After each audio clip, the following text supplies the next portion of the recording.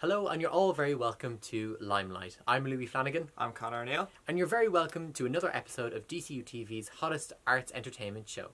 Coming up tonight, we've got an exclusive piece from the National Youth Theatre. We've also got coverage from DCU Style's fashion show, which took place last week in the Helix. And we have a rousing video from Dylan Mangan and Owen Cook called Instructions Not Included. So much to see on the show tonight. It's going to be a good day. Amazing. So, what's the first thing that's coming up, Conor? First up, I believe we have the footage from DCU's fashion show. Take a look. Okay, so I'm here with Emma Collins and Brona Kelly of DCU's Style Society, the chair and vice chair. Last week they put on one of the best DCU events I've ever been at, the DCU fashion show. And you have both been involved in the fashion show before, right? Yeah. You were a stylist and you were... I've always been a dresser. How did your roles differ this year? Was it a big step up? Oh, hell yeah. Like, even just... I always keep thinking to myself, like, even the fact we got to watch it just feels like such an honour. We've both been backstage, no idea what it's looked like before. You know, you see the highlight videos and stuff, but they don't show you the full thing, start to finish. I never thought that, yeah. Oh, I'm so happy we got to see it. Like, yeah, that was like that was the cherry on top. Yeah, that was like the same with me. Like, I honestly thought that even if I didn't get chairperson, even if I didn't get on the committee, I wasn't going backstage this year. I was watching it, like. And I'm so glad we just got the opportunity to. And were you happy with how it went on the night? Absolutely. Like, at halftime, I went to talk to my parents, and they were like, "How are you feeling?" And I was like, "Yeah, it's great. It's going really well. I'm delighted with it." And they were like, "You look so relieved." And I was like, "Yeah." Yeah, very happy. I think it just couldn't have gone any better than it did. Like, realistically, like, everyone was just killing it, like from the lights to the people backstage to the models on the stage. Like, I wouldn't change anything. Yeah, I wouldn't go back and be like, oh, we could have changed this, or we could have done this differently, or God, did you see that? No, like, it was so good. Everyone just played to a blinder. But to do that, you do need like a proper team. Like, it obviously can't just be the two of you. So what is the process like in picking a team like that, and like picking models, picking dressers, stylists, all that kind of stuff? Is that a hard process, or is it just pluck anyone? It's very difficult. I knew the answer to that before I asked. Yeah.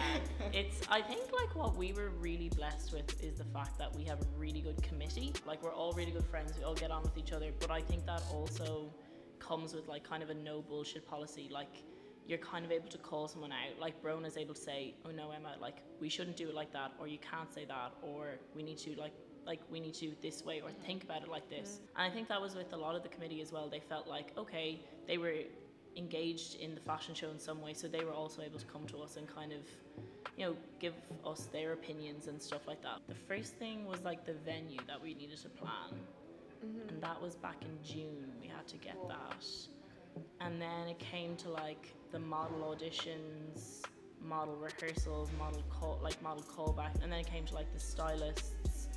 Like, that was about 25 hours of interviews and auditions. Yeah, it was just seeing everyone once, like. So yeah. And I think the thing then that a lot of people don't realize is that we also had to do like an event every week. It's not just every week. that. It's not just that we could like be like, oh yeah, like this is our full-time job. It was like we also went to college. Yeah. We also, you know, work other jobs. Yeah, worked other jobs. Did this and ran other events. Like, literally leading up to the fashion show, we did 2 events every week. It takes a lot of work, and like without such a good committee who were able to like, you know, we were able to say our hands are going to be full with this. Can you guys take over? There was never an issue with that. No. They were just always like on the ball. Like, they were just fantastic. The theme, life imitates art. Where did that come from?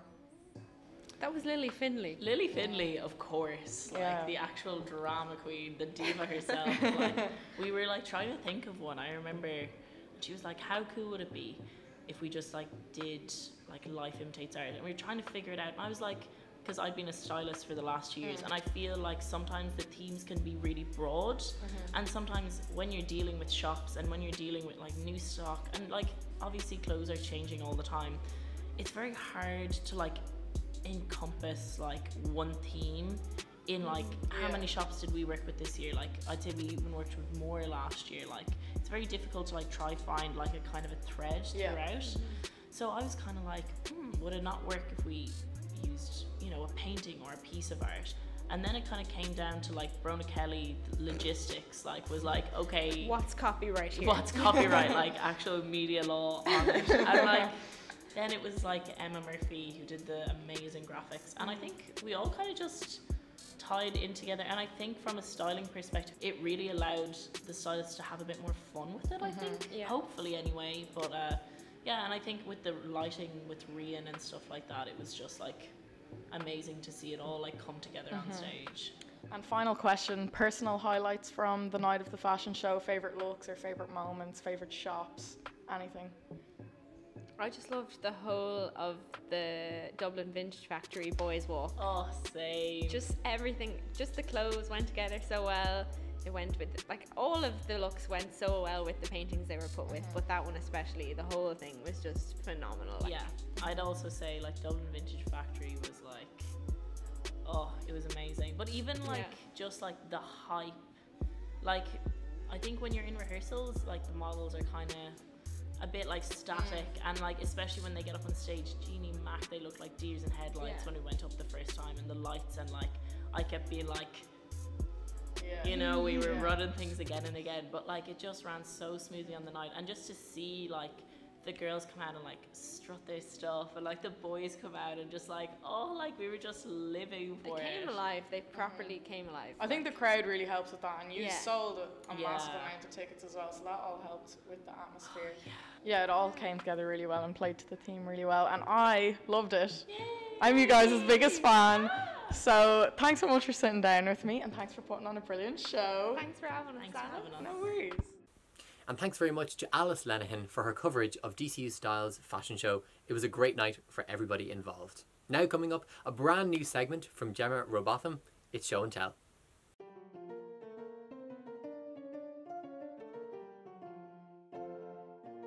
So what I have here is a nice, good song ranking of every Eurovision song. Now it's not complete yet. It only goes up to 1970.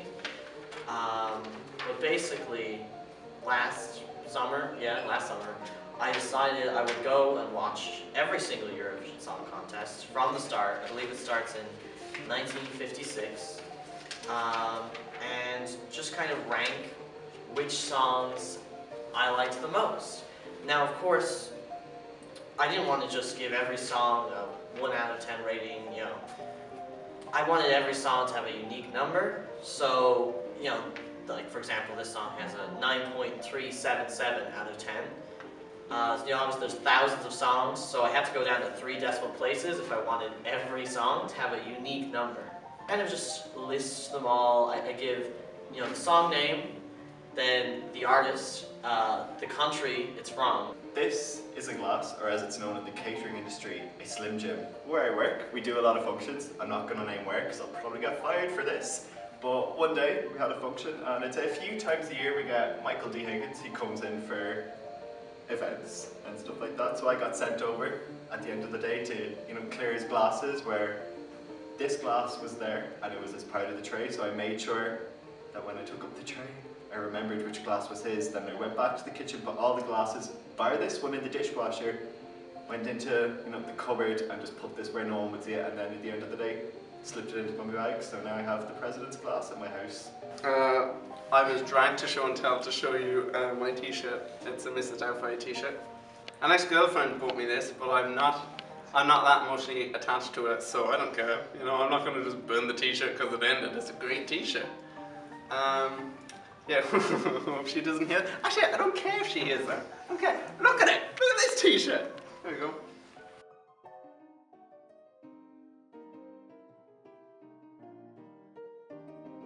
I carry around a Garda badge in my wallet. It's right there in front of my student card, and when I like flip open my wallet to show people my student card to get like a student discount on public transport or in the cinema or whatever, they always see my Garda badge and they always like look terrified, thinking that I'm a guard. Of course I'm not a guard, I'm a communications student, but I was given this as a child when I went on a primary school trip to the Garda station, as you do, because it's a real fun place for kids to hang out, and they wanted to show us what our futures would probably be like. So I carry this around with me all the time. I like to use it to scare people and make up various stories about how I got it, pretend that I narked on people in school, which of course I never did because I was a cool kid. It's a fun thing that I have, and I'm never getting rid of it ever, and I'm not even sure I'm meant to have it, and maybe it'll get confiscated by a real guard someday, who knows. I brought a key with me. This is the key. I have many key rings. I don't know what it unlocks. It doesn't unlock my house. I've tried. It doesn't unlock my nana's house. It doesn't unlock anything in my stables. I've tried all my aunties and uncles. We have no idea. I also own keys for my workplace. I tried to unlock that and it doesn't unlock them. So this is the key on my keys that I will not throw away because it clearly unlocks something, but I don't know what. And that's it. I brought this t-shirt. I wasn't planning on doing this, but Gemma told me to come into this room and take my clothes off. So it's not a kink. It's more similar to, if I was going to compare it to anything, it would be like ASMR. Because I like labels. I don't really know how to expand on that. I like the feel of labels. Concert t-shirts are the best. I got this at a concert. I don't listen to Slipknot that much anymore, but I kept it because I like the feel of the label. And I've rubbed it so much that it's basically worn down and lost any of its actual writing. This is a water bottle with water, obviously, and about 10%-ish of that water came out of Beyonce's hair. It's hard to explain, but I went to see her in concert a few years back, and I managed to get to the barrier, front and centre, in front of the B stage. And what happened was, for the last section of the show, the B stage filled with water, so it was like a little paddling pool, and herself and the dancers came out and they started doing this big kicking dance for the song, and it looked amazing. We all got soaked, and then at the end they just had this sort of dance break outro at the end, and she had her hair tied in these braids, really long, down to there, and at the very end they do this repetitive sequence of movements, and every time they do, she'd do this bend forward, and they'd lean back and scream, but she'd swing her hair, and because I was front and centre, it kept landing on me, and all that, and then at the end they did a really fast version, so she kept going like that, dipping her hair into the water, and flinging it out onto me, which I didn't mind, because, you know, it's Beyonce, and this was right at that time when her hype was at the peak level, and she was the, you know, queen of the world and all that stuff. So I didn't mind that. So I came home, and basically it was all still on my face. It hadn't dried because I had just gotten home, and it hadn't dried out of my hair yet or anything. So I just got a basin and I got water, and I just washed my face, and I washed a bit of my hair into the bowl. And I thought, I don't want to get rid of this because the water literally got flung from Beyonce's hair onto me. So I put it into this water bottle. Only problem is it was an old water bottle, and I knew I wasn't going to be using it again, and the water bottle had been lying around for a while, so a bunch of dust had got into it. So now if you look into it, it looks like Beyonce had a load of dandruff, but I don't think she did. I think it was just the dust. Just to clarify, I'm not unhealthily obsessed with Beyonce. This was just when her hype was at the peak. I now have a healthy relationship with her music. Just to clarify. Thanks, Gemma. Thanks for that, Gemma. My favourite product had to have been Michael D. Higgins' water cup. Let us know in the comments below what your favourite part of show and tell was. Up next, from Dylan Mangan and Owen Cook, we have Instructions Not Included.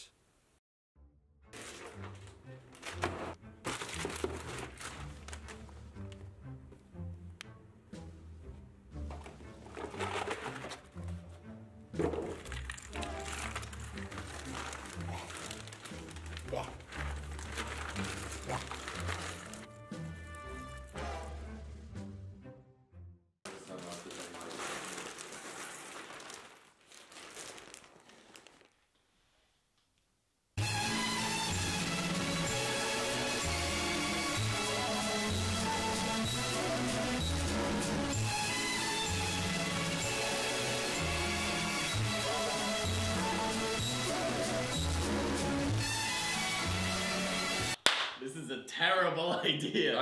Welcome to Instructions Not Included, where we do things. So we have here a jigsaw given to us by our friend Hannah. This is her. She's gotta be in the middle. She's gotta be in the middle of us. Hi, Hannah. So what we're going to try and do is, we haven't seen the box, and we've been given the box by our friend Neil. Yeah. And we're going to try and make that's him.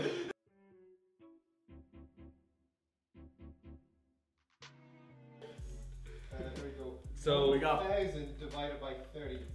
You're looking at 33 pieces a minute. one rule that we do have is we're not allowed to lose any pieces because Hannah said you get really mad at us if we get in pieces. So this is for you, Hannah. That's for you, Hannah, right there. No, Right for you gotta do 60 a minute, fellas. Oh god. Oh no. Okay, as we were saying, the timer is just about to start. Let me just swipe up to view my story. There we go. 29 minutes and 44 seconds. There we go. Are we going? Are we going? Are we Yeah, going? we're going. Okay. Oh god. I think we should turn over all the pieces. Yeah, because we don't actually know what's on this jigsaw is another thing. We haven't looked at the box, so we don't know what the picture is at all. You know the way we found those corner pieces? Yeah, I found 2 corner pieces. Okay, because I've lost. We cheated. We found corner pieces before the timer started. Do you have the one that I had? I have. Was that one the ones you put Was that the one that I gave? No, wait, no, I didn't take that one. Okay, because Okay, we've lost the corner piece. I'm gonna make my jigsaw over here. Wait, no, whoa. No, we're supposed to work together on this. We find one that actually fits together. That's I impressive. found the corner piece. Oh, okay. I lost it. No, it's gone. Okay. Bearing in mind, there's already pieces that are pre-stuck. Thank you, Hannah. This is her again for doing that for us. There she is. Look at me. I'm squishing her head. You see that? Wait. No, oh, they're not. wait. What if we find all the ones with like this pattern on it? You see what I mean? And then we can start with that, and then whenever In that. all comes fairness, out, that's a very blank pattern. no, this fits into my corner piece. Look at that. What? Look at that. What? That fits into my corner piece. We're on it. We're on to something here, boys. What is this of? Any beigey pieces, send them on to me, okay? I can't do this. So, when was the last time you did a jigsaw puzzle, Cookie? The last time I did a jigsaw, I have one at home, I think. Okay. Well, the last time I did a jigsaw was when I was about 6 years old, and it was not 1,000 pieces. It was closer to 10, and I couldn't even do that right. So my tactic is to find there are pieces that are literally just blue squares. You're just holding them the wrong way around. And if you actually knew what you were doing, like if you actually kind of knew what to look for, I imagine this would be quite the calming experience. I don't know what I'm doing. I'm just getting all the beigey pieces and. No. I got 2 pieces to stick together. Are they forced together? No, they actually fit. Look. Okay, we're about, what are we, like 5 minutes in and we've done 4 pieces. Here. Now, Neil, how many pieces did we have to do per minute? I think it was between 30 and 60. So we're on the right track, is what you're telling us here. To be fair, by pieces a minute, I'm not really sure what that means. I'm gonna at least have a corner real well, like a beigey corner. I lost my now, corner these again. ones are the ones that you. You see that? That doesn't connect to I found it again. This is the elusive corner piece that has occupied Cookie's nipple for the past 15 minutes. Oh! And a piece of fits to it already. Oh man, we're too good at this. Fit 3 pieces. They'll stick together. Look at that. Man, that's professionalism. Oh, pre-stuck beigey pieces. Look at this. Pre-stuck beigey boys. I just got a piece on this. Man, remember things were going well for me? I don't remember that. Got 5. Look at this. Man, slow come here, down. come here. Come here, get the thing out of here. Look at that. I got 5 pieces all stuck together. I got 5 of them. Oh. I tried it. I tried it. Shit. The pieces, trying to force them together. So I asked people in the DCUtv crew page the other day if anyone had a jigsaw to give us to, like, you know, that we could play around with for a video. The amount of people who own jigsaws, like virgins, a lot of them, just absolute virgins, came in their droves to give me a Did you cookie actually jigsaw. get like a lot of responses? I got so many responses. I Thank you to everyone who offered me a jigsaw. Once again, we'd like to give a shout out to Hannah Phipps for loaning us her prized jigsaw. Dude, I'm a fucking roll here. Like, I just got 2 pieces. I just picked up a random piece and stuck them together. I might be a god. I haven't thought this hard in minutes. Are you holding any beigey boys over there? If I had any beigey boys, I'd give you the beigey boys. You're Feel like holding he's one of holding my off on pieces. Oops. Oh. No. Oh. No. Oh. No. What the are you talking about? I don't know. The beigey boys are nowhere to be seen. Oh. Look at this. Look what I've done so far. Okay, so he's done all that, and in that space of time, I've done this.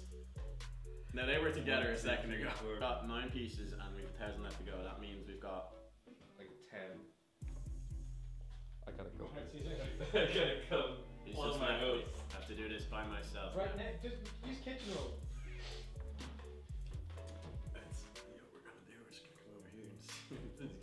Got a piece done, huh? He's got 9 pieces. No, not in my house, man. Not in my house. He's got 9 pieces, hasn't he? He's got 9 pieces. This boy withholding beigey boys from me, and he thinks he got 9 pieces. Nah. You're gonna hop back now.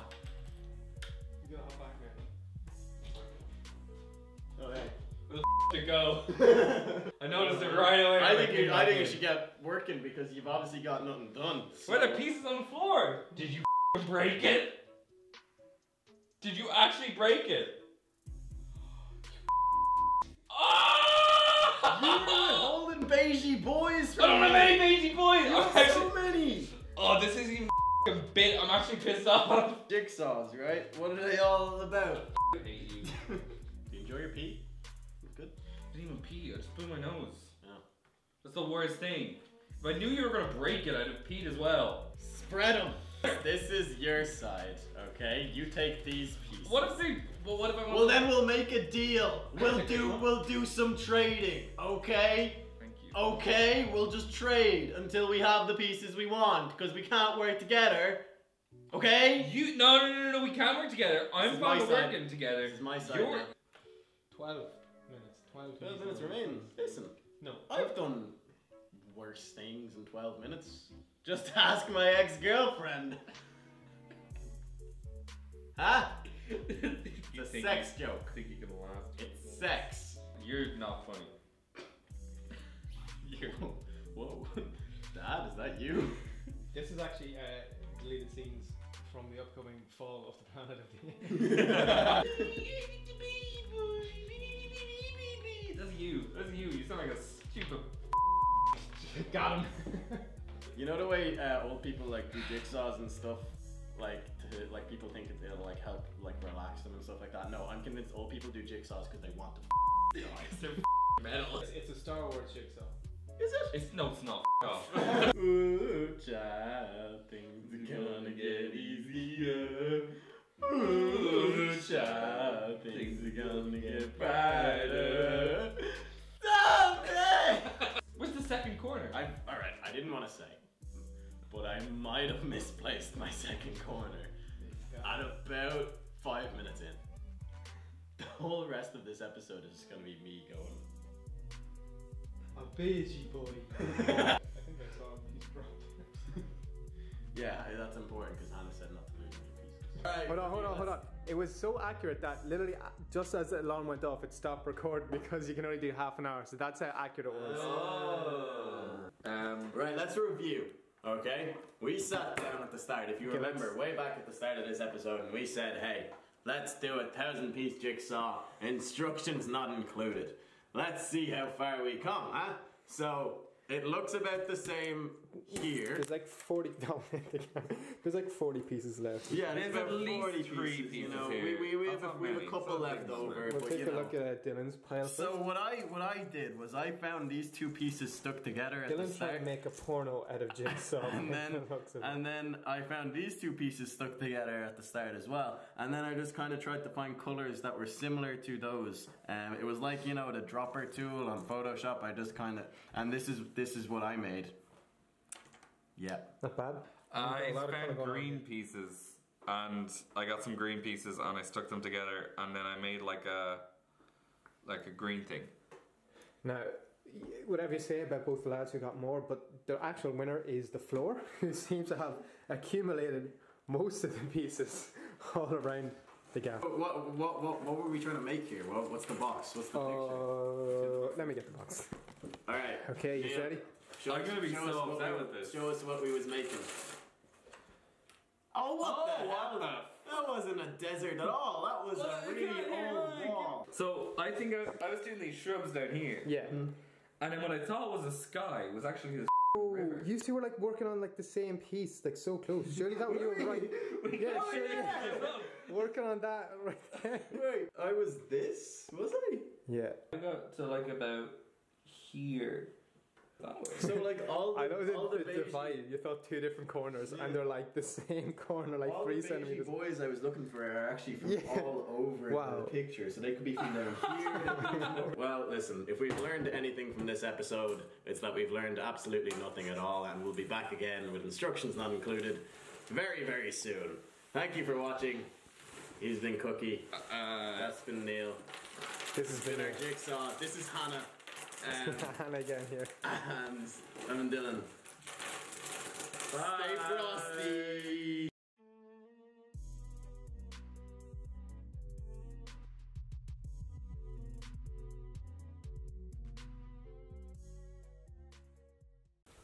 And thanks to Dylan and Owen for instructions not included. Now coming up, an interview with our SU president Vito Moloney Burke with a twist. It's Casey McHugh's A Couch in Shannone.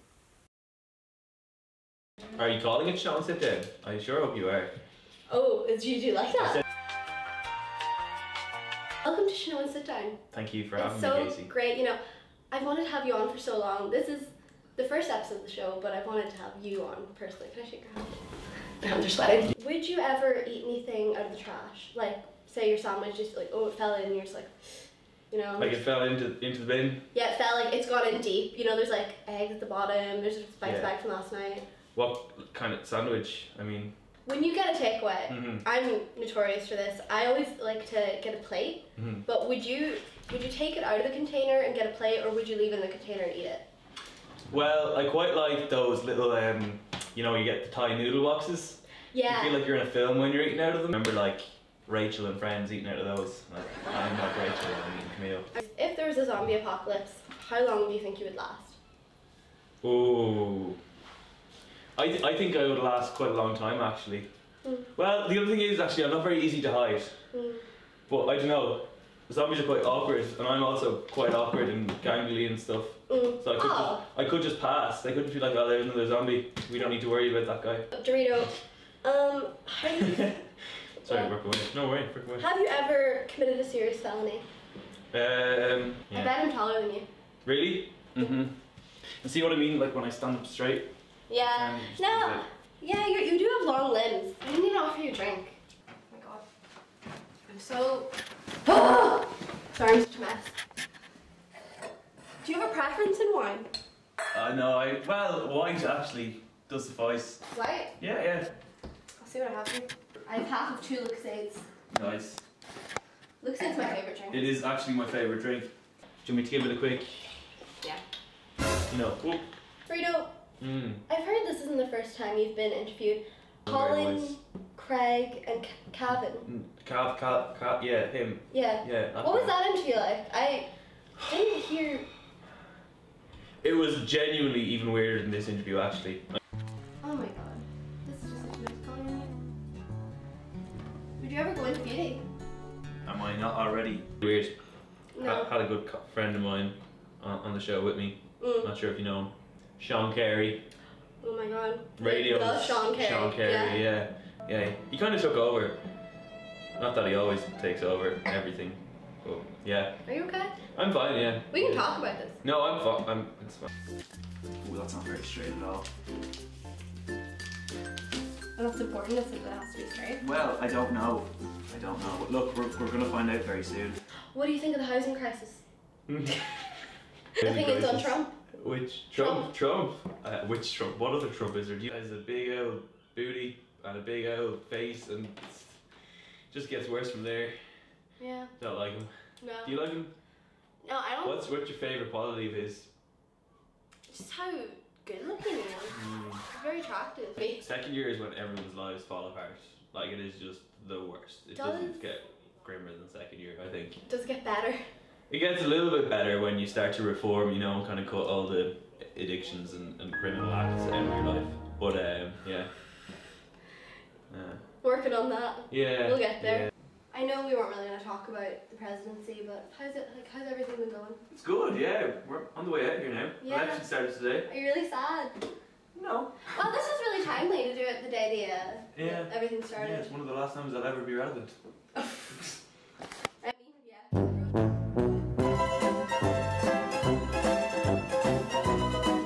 This camera needs a battery change.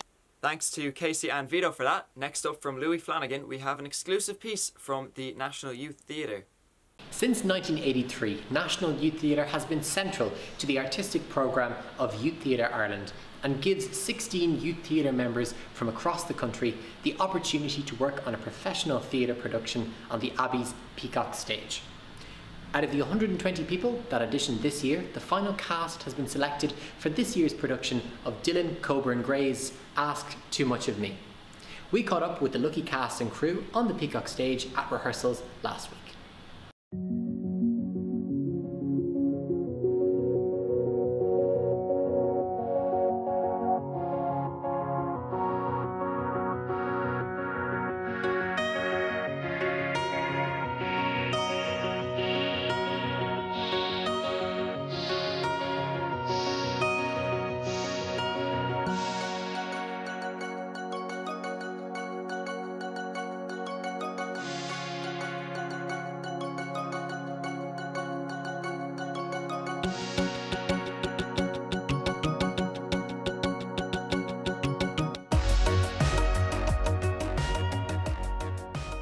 Yeah, cool. My name is Barry Morgan and I'm Assistant Director on MYT 2019.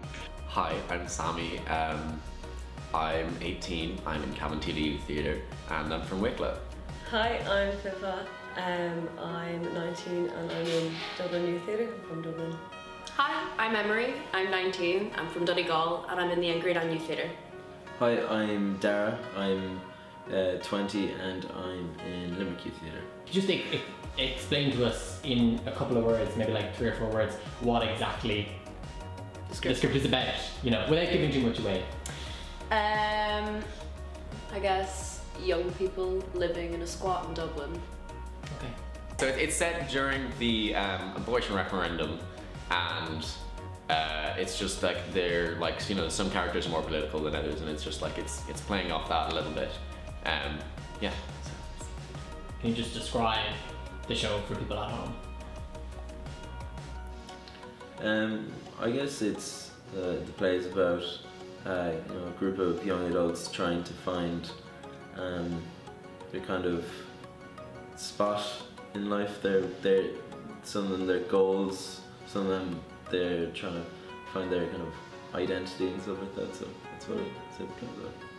Yeah, just trying to navigate in murky waters. Murky waters, yeah. Just explain to us what exactly National Youth Theatre is. Yes, it's a chance for people to connect on, you know, similar interests that they have, and it's a chance for people to express themselves without, they might not even have to say how they're truly feeling. They just get to get those emotions out and they get to tell stories. So. Yeah, I've just been really involved. Like since joining, I kind of took to it a lot, and I honestly think it's like the best thing I've ever done, really. Like I'm doing film now, but I wouldn't have pursued that, I don't think, if it hadn't been for Dublin Youth Theatre. Just knowing people to like come together and do stuff that, I don't know, do stuff together, like everyone with the same interest. Yeah. And what's the process been like so far with Veronica and Dylan on the cast? Yeah. Because it's a bit different this year, there's an ensemble, so they've been, I suppose they did a bit of work with Dylan in October and now you have the script, so what's the process been like? It's a bit of a change. Absolutely, yeah, and it's a longer lead-in as well, because it's usually kind of, they have 18 months in a way of a lead-in, it's usually a lot shorter, so and this script has been written for them specifically, which is an amazing opportunity. Veronica's one of the best, she's like a legend of theatre, you know, and Dylan's definitely one of the best young writers going at the minute, so it's been great to see the work that they did before Christmas and how Dylan took that and crafted that into a play, and now seeing them work with characters that are based on them but that are separate as well, so it'd be really interesting to see kind of how what they inspired was used to create something and now it will inspire them to create something new off the back of that, so yeah, it's really exciting. Just why should people come and see the show, essentially? Oh. Like, even talking about... So many reasons. Yeah. For me, I'd say everyone is such an individual character and it's fascinating to follow that on stage, but also it's a show that makes you think. And like, it makes you think of your own beliefs and your own interpretations of the world and how you see things. And I'm so excited for this show to go on, and I'll be so proud of it when it does. But I'm genuinely just so excited to have it out there. For me, it's something so different than anything I've been in before. Like, we can say bad words. Like, that's like, I've never been able to do that. Yeah. But like, it's just, I don't know. It's different. Yeah. And to clarify, it's not like the making you think thing isn't like shoving ideas down your throat. Like Dylan's, to not give away anything, he's a very clever writer, so it's in a not obtrusive kind of way. Because there's this 16 ensemble cast and there's so much different like sort of personalities and stuff, if you don't like one part, chances are you'll like Yeah. 3 others, because there is a big huge kind of spectrum of different things that are going on. Yeah, and also for me personally, it's just the amount of LGBT representation in this play is honestly amazing. Like, we're both playing non-binary characters, and I absolutely never thought I'd get to play a non-binary character on a stage. That is one of my dreams, and now I get to live it. So, yeah. How do you think that youth theatre has like benefited you?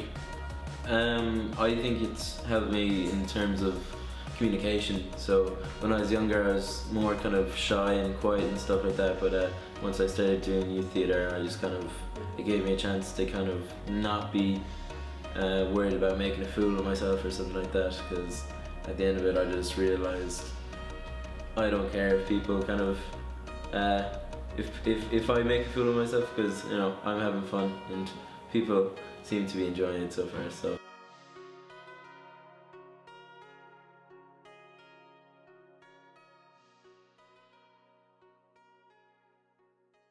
Thank you very much for everyone who got involved this week. If you enjoyed, make sure to leave a like, comment down below and share the video with your friends. And if you want to get involved and make a segment for Limelight, make sure to check out the DCUtv Arts page. But for this week, thank you very much for watching. I'm Louis Flanagan. I'm Connor O'Neill. And you've been watching Limelight.